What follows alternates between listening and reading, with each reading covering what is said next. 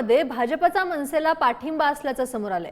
भाजपच्या माहीम विभाग अध्यक्ष अक्षता तेंडुलकर यांनी मनसेला पाठिंबा दिलाय। आमचा माहीममध्ये कट्टर हिंदुत्वाला पाठिंबा आहे अशी प्रतिक्रिया अक्षता तेंडुलकर यांनी दिली आहे। हिंदूंसाठी आवाज उठवला तेव्हा स्थानिक आमदारांची आम्हाला मदत मिळाली नाही अशी प्रतिक्रियाही अक्षता तेंडुलकर यांनी दिली आहे। यांच्याशी बातचीत केली आमचे प्रतिनिधी आवेश तांदळे यांनी।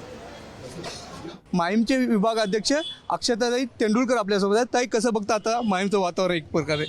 इथे महायुतीला आम्ही पाठिंबा दिला तरी स्थानिक लेवलमध्ये कुठेतरी राजसाहेबांना पण एक मैत्रीपूर्वक सपोर्ट आहे।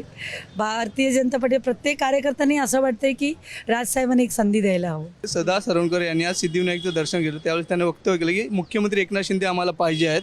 तर तुमची काय इच्छा आहे? बघा, एकनाथ शिंदे साहेब आम्हालाही आवडतात, पण देवेंद्रजी आम्हाला जास्त आवडतात। तर भाजप म्हणून मला डेफिनेटली देवेंद्रजी आवडतील मुख्यमंत्री म्हणून। त्यांचे जी विजन आहे महाराष्ट्रासाठी, समृद्धी महामार्ग असेल, अटल सेतू असेल, BDD चालचं डेव्हलपमेंट आहे, असं अनेक प्रकल्प आहे देवेंद्रजी स्वतःहून त्याच्यावर लीड करतायत।